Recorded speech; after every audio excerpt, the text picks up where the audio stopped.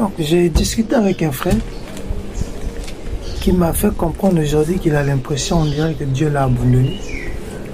C'est comme si, on dirait, Dieu n'écoutait plus ses prières. Il me dit, ça fait un bon moment que je suis en train de chercher la face de Dieu pour mes problèmes là, mais il n'y a toujours pas de solution. Et pourtant, la Bible dit, homme de Dieu, dans 1 Pierre 5, verset 7, déchargez sur lui tous vos soucis. On a dit tout, sans exception. Donc, j'ai pris tous mes soucis là aussi. J'ai déposé devant Dieu, dans l'espoir d'avoir la solution. Et la Bible dit que c'est après avoir déposé nos soucis là, que lui maintenant, il va prendre soin de nous, qu'il va nous accorder la solution.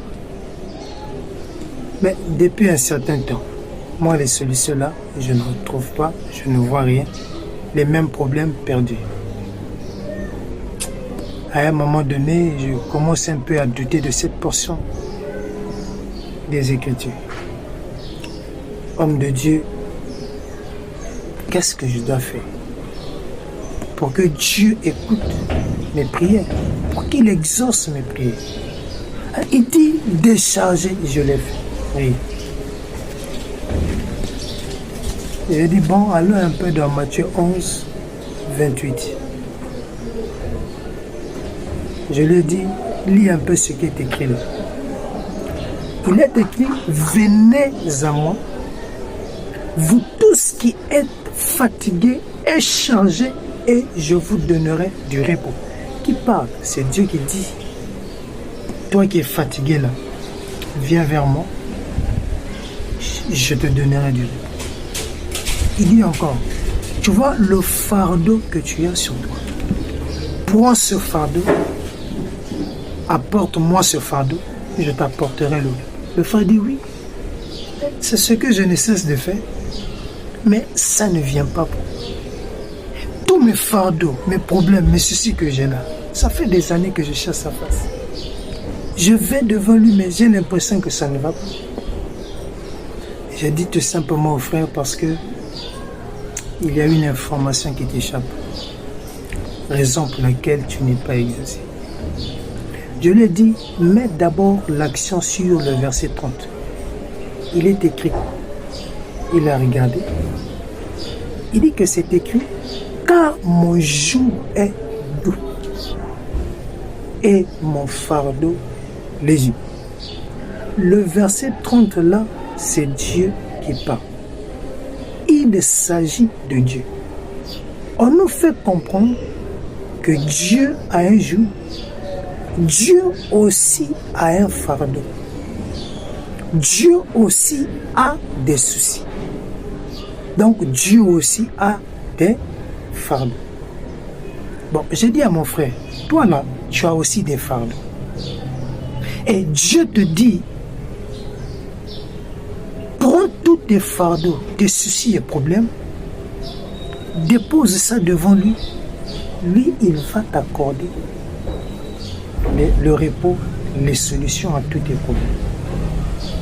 Mais par la suite, Dieu ajoute, toi aussi, prends son fardeau. Prends le joug de Dieu. Ah, le verset 29 dit, prenez mon joug sur vous et recevez mes instructions. Donc, ça veut dire que si jusqu'à là, tu n'es toujours pas exaucé, parce que tu n'as toujours pas compris la formule. En réalité, tu as des problèmes. Tu désires des solutions. Et tes problèmes sont représentés sous forme d'un fardeau. Et Dieu te dit, apporte-moi ton fardeau pour que je t'accorde la solution. Donc, en réalité, quand tu arrives devant Dieu là, pour lui apporter ton fardeau, afin qu'il te donne la solution, Dieu aussi te dit que prends aussi en retour son fardeau Donc, en réalité, pour que Dieu t'exauce, mais mon frère, c'est une négociation. Oui, je te dis que la prière est une négociation. En réalité, tu vas devant Dieu comme un commerçant. Où tu dis à Dieu, porte mon fardeau, en retour, je porte aussi ton fardeau. Prends mon joug et moi aussi je prends ton joug. C'est donnant, donnant. 50%, 50%. Donc en fait, Dieu te dit, si tu veux réellement qu'il t'exauce, apprends d'abord toi à porter le fardeau de Dieu. Apprends d'abord à porter le joug de Dieu. C'est alors que Dieu aussi en retour portera ton joug. Et quand Dieu porte ton joug, c'est alors qu'il t'accorde le repos. Le problème avec nous, nous sommes trop ingrats et égoïstes. On veut seulement que Dieu nous exauce. On veut seulement que Dieu nous donne.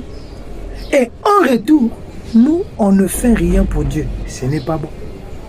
Donc Dieu, au fait, nous dit, il est prêt à nous exaucer.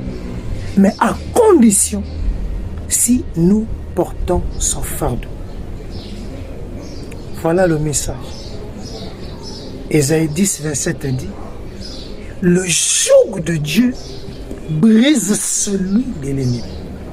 Donc le fardeau que tu as là, c'est un joug que l'ennemi a mis sur toi. Mais comment ce joug-là va te quitter? Mais c'est quand tu prends le joug de Dieu sur toi, c'est alors ce joug-là brise le joug du diable sur ton cou. Apprends à porter le joug de l'Éternel. Raison pour laquelle Anne, elle était en train de chercher un enfant. Elle a fait les prières par toutes les manières. Elle avait l'impression que le ciel était bloqué. Jusqu'au jour où elle a compris qu'elle avait un fardeau. C'est qu'elle était stérile.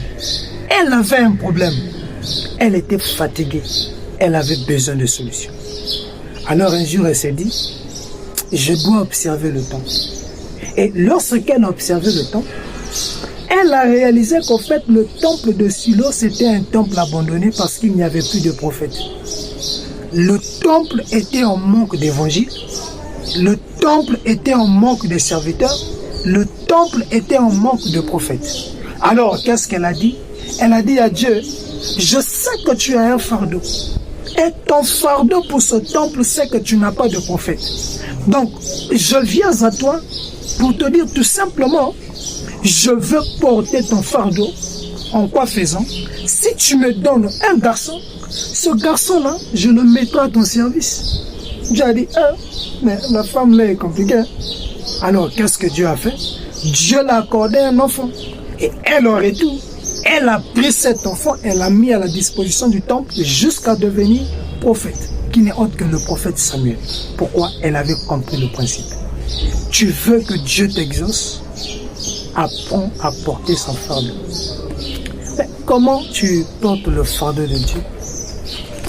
C'est Matthieu 28, verset 19. Allez, faites de toutes les nations les disciples. Va travailler pour Dieu, va gagner les âmes, va prêcher la parole de Dieu. Fais la volonté de Dieu. C'est alors que Dieu va t'exaucer.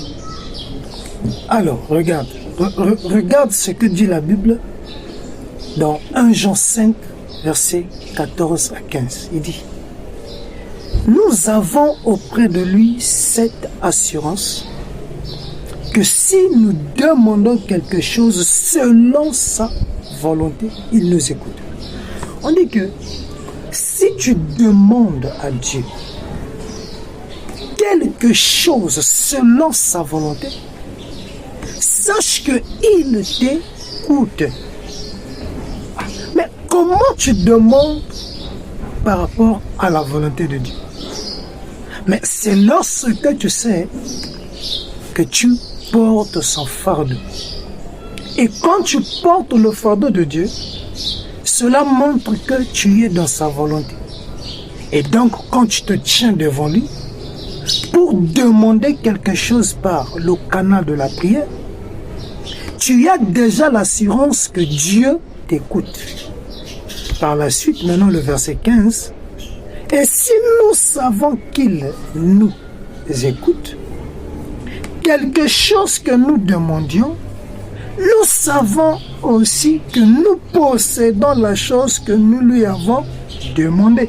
Donc, en d'autres termes, quand tu es dans sa volonté et quand tu demandes, tu sais forcément que Dieu te l'a déjà accordé. Marc 11, 24. Donc, c'est pour dire à quelqu'un, si le ciel pour toi est bloqué, apprends tout simplement à porter le fardeau de Dieu. C'est alors que tu verras comment Dieu va exaucer tes prières. Que Dieu vous bénisse. Merci beaucoup.